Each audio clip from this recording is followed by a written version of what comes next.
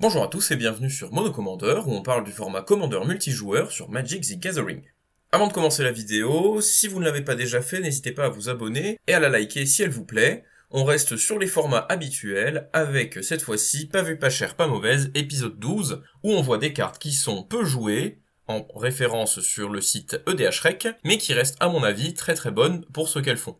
Dans cette série de vidéos, j'essaye également de respecter un budget de moins de 1€ pour les cartes, et vous pourrez retrouver des cartes plus chères dans l'autre série hors série, justement, avec pas vu plus cher, mais pas mauvaise. Et on commence cette fois avec le bleu, et Alluring Siren, 47 decks. C'est une créature 1-1 pour seulement 2, qui, en s'engageant, forcera une créature ciblée d'un adversaire à nous attaquer ce tour-ci.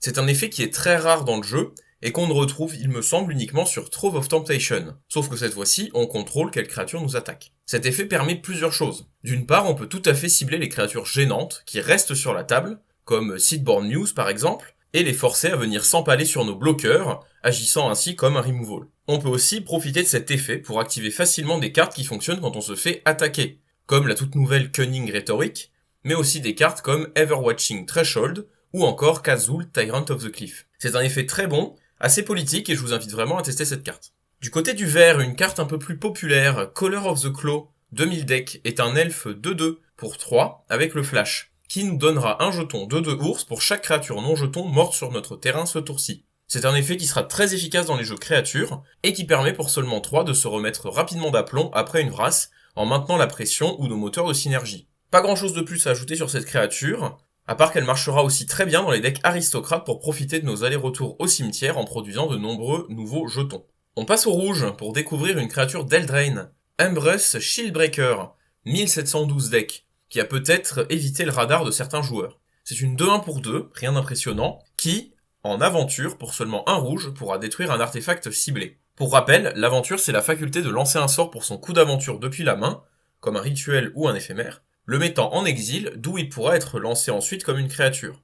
C'est un effet qui est correct pour son prix, on regrette le côté rituel de la carte, mais, mis sur une créature, il sera plutôt bon, le rendant accessible à la fois aux tuteurs de créatures, mais aussi réutilisable avec des effets de boons par exemple. Il permet aussi dans les jeux où on veut beaucoup de créatures, de développer son plan de jeu tout en ayant des réponses pour peu cher. Aventure de manière générale est une mécanique excellente, et cette carte-là est vraiment très sympathique dans les jeux un peu budget focalisés sur les créatures. Pour le blanc, j'ai aussi choisi une carte assez récente, Apostle of Purifying Light, 314 deck, qui est une 2-1 pour 2, qui a la protection contre le noir, capacité toujours bonne à prendre pour avoir un bloqueur efficace, éviter les removals, et elle aura une capacité activée pour 2 incolores, qui permet d'exiler une carte d'un cimetière. C'est encore une fois une carte qui apporte un effet très important en commandeur, la gestion de cimetière. Même si son effet est coûteux, on n'a souvent pas besoin d'exiler tout le cimetière d'un seul coup. Le fait que ce soit une créature la fera rentrer encore mieux dans certains jeux, et la protection contre le noir pourra la rendre efficace pour tenir le terrain,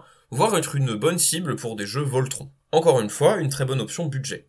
Et enfin, pour le noir, venant du même cycle que l'Apostle, j'ai choisi Black Beetle, 411 deck. C'est aussi une créature à 2, avec cette fois-ci la protection contre le vert, à mon sens très bonne aussi en tant que bloqueur, les jeux verts ayant tendance à jouer plus de bêtes. Son effet, bien que situationnel, pourra être totalement ingérable pour certains adversaires.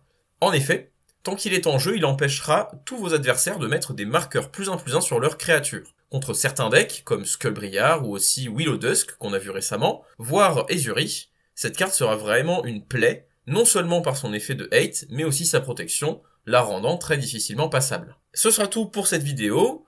Vous pouvez toujours me rejoindre sur le Discord MTG Commander pour nous aider à produire le Custom Cube Commander, ou pour simplement faire des parties avec la communauté en français. Je vous retrouve très bientôt pour une prochaine vidéo, c'était Mono Commander, bye.